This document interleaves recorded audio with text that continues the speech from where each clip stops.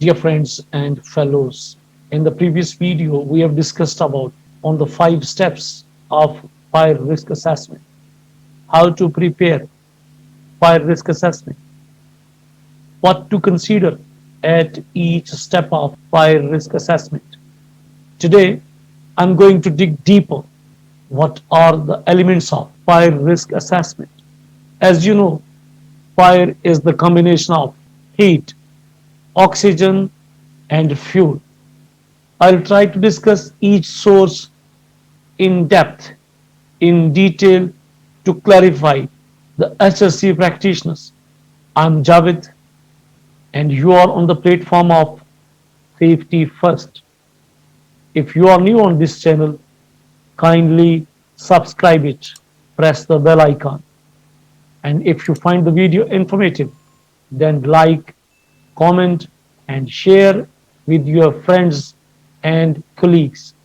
Let us start first with the sources of ignition. Sources of ignition includes naked flames, sparks from burning products, vehicle exhausts, heaters, electrical, gas or oil fired, fixed or portable, hot processes and hot work such as welding and cutting, cooking equipment and activities, steam pipes, frictional generated heat from mechanical equipment, static charge from mechanical equipment, poor electrical installations, and faulty or misused electrical equipment and appliances, light fittings and lighting equipment, hot surfaces and overheating equipment are awesome. These are the sources of ignition, and this is one of the primary elements that cause a fire. Do you know what are the sources of fuel? Flammable liquids, paints, varnishes, thinners, adhesives, petrol, white spirit, flammable gases, liquefied petroleum gas (LPG), gas propelled aerosols, plastics, polyurethane foam filled furniture, polystyrene based display materials, paper products, stationery items or packaging materials, textiles and soft furnishings, curtains, carpets, and waste products. These all are the different forms or the examples of sources of fuel.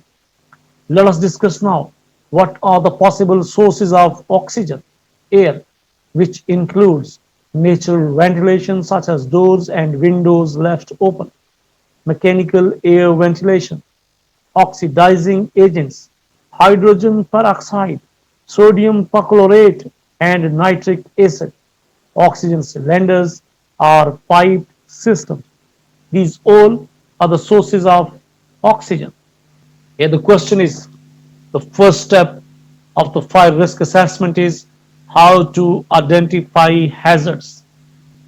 Let us discuss now the fire hazards identification methods. Method number 1, inspection, a form of active monitoring involving the examination of premises, plant and equipment and the way in which they are used. Method number 2, job or task analysis, a systematic analysis of a work activity to identify the hazards. Method number 3, legislation, information about hazards and risks may be contained in any legal requirements which might apply to the workplace or to the specific jobs. Method number 4, manufacturer's information and safety data sheets. It contains important relevant information. Method number 5, incident data, fire-related injuries, ill health, or near misses, provides information about the fire hazards that cause the occurrence. Dear friends and fellows, you are watching Safety First, and today we are discussing in detail about the 5 steps of fire risk assessment. Let us discuss now step number 2, who might be harmed and how. Who is at risk? The people, those are at risk, may include number one, workers directly involved with the activity or working nearby, and may include skilled workers, trainees, young workers, or new workers. Number two, maintenance staff may work under very different conditions from those which apply during normal operations and so face different hazards. Number three, cleaners may be unaware of the safety measures associated with particular hazards in an area and working outside normal hours. Cleaning operations also present their own hazards. Number four, contractors may not be fully aware of all the hazards or control procedures at the workplace in which they are working, and the assessment should consider any additional measures that will provide them with the same level of protection as employees. Number five, visitors are unlikely to be aware of the hazards or control measures at the workplace they are visiting. Number six, people using establishments for accommodation purposes, and in particular, sleeping accommodation for workers. And number seven, young workers are a special category for consideration since they are often inexperienced, lack training, and perhaps give insufficient attention to safety. A fire situation which could be dealt with effectively by experienced adults could well be an increased risk to young persons. Dear friends and fellows, you have to remember all these categories while you are going to prepare five risk assessment. In step number two, you will not overlook or neglect any of the category as discussed here.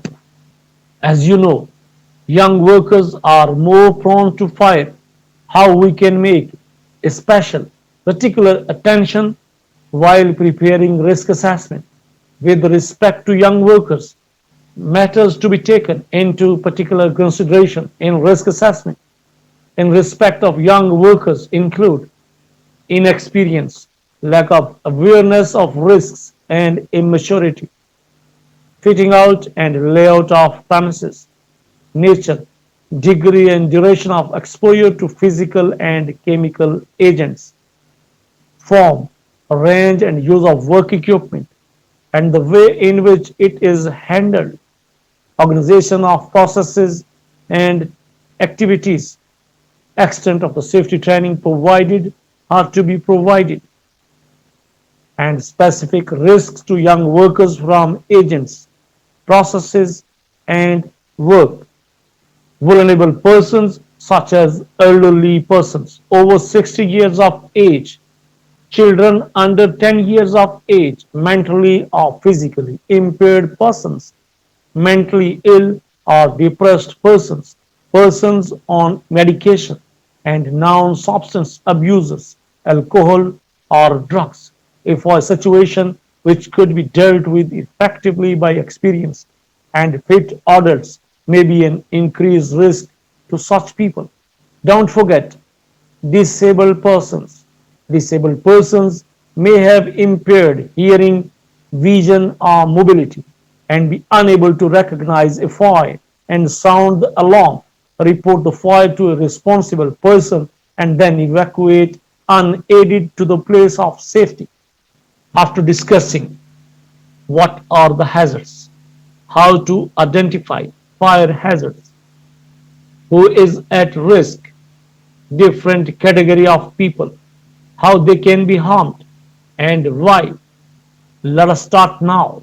Step number three, evaluation of risk and existing fire safety control measures.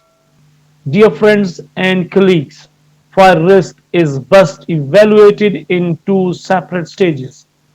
Stage number one, risk of fire breaking out.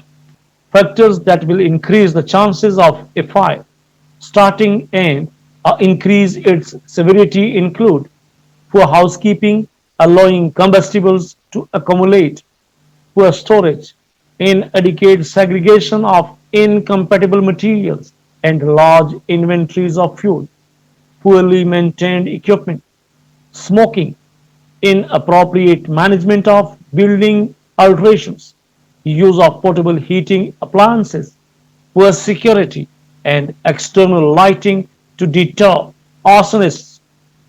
Fire risk evaluation stage number two, risk of people actually being harmed by the fire. Here, the important factors are number one, the location of people in relation to likely fire starting points. Number two, the only escape route from an upper floor may be blocked by smoke or fire. Number three, there may be a risk of fire in an unoccupied space at a point along an escape route that people have to use to get out of the building. Number four, the possibility of fire or smoke spread to remote parts of the building due to poor building design maintenance, such as voids, ducts, and poorly maintained walls. Combustible structural elements allowing a fire to spread. Fire or smoke spread due to poor fire precautions. Fire and smoke control doors poorly installed and maintained or wedged open. And lack of fire stopping where services penetrate compartments. Do you know how the fire start or what are the three different ways, dear friends and fellows? Fire start in one of the three ways. Number one, by an accidental event. Number two, by an act or omission. And number three, by deliberate intent. Let us discuss and understand how the fire start by an accidental event. Examples of accidental event might be smoking materials not being properly extinguished or accidental damage to lighting displays. How a fire can start by an act or omission. Examples of omission might include electrical equipment not being properly maintained, waste packaging being allowed to accumulate near a heating source, LPG being stored next to an electric fire or other sources of heat. These all are the examples of an act or omission. An example would be an arson attack involving external rubbish bins placed too close to the building being set alight. A simple, practical approach to reduce hazards and the risk of a fire starting involves separating flammable materials from ignition sources. A key factor that governs the likelihood that a fire might occur is the adequacy of existing controls. In the case, if there is a fire, do you know what are the consequences to people? An evaluation of the consequences to people from a fire starting in a building must consider effects on persons on or near the premises if a fire starts and spreads from the locations identified in the assessment, ways in which fire spreads, effects of smoke produced by the fire, difficulty in breathing due to toxic gases, obscured vision effectively blocking escape routes. Issues to consider might include fire starting and spreading through a building on a low floor and affecting the only escape route for people on upper floors are those with disabilities because of combustible structural elements and or large quantities of combustible goods via routes such as vertical shafts, service ducts, and ventilation systems. Due to poorly maintained and damaged fire doors or fire doors being wedged open. In step number three, you have to consider the consequences, in which way, how they are affecting and how much they are affecting to people. Those are the part of the workplace or those who are accommodating themselves near the workplace, you have to consider the level of severity and the consequences to people in the case if there is a fire in the premises or the workplace or in the accommodation building. All these points are the part of fire risk assessment, and these are considered in step number 3, the evaluation of the risk and the existing control measures to combat the fire, to extinguish the fire, to prevent the fire, or to protect the people from fire. In the upcoming video, I'll discuss step number 4 and step number 5 of fire risk assessment. Keep watching and try your best to implement safety control measures in your workplace, in your work area. Even you are a safety supervisor, safety officer, or a general foreman or civil supervisor. Safety is paramount for everybody. Safety is a method, is a technique, is a procedure to protect yourself and your fellow workers, colleagues, and friends. That's all for now. Training session is over. If you have any question, please ask in the comment section. Thanks for watching, and don't forget to like, comment, and share the video with your friends and colleagues. Hope to see you soon with a new HSC tutorial. Till then, take care, good luck, and Allah Hafiz.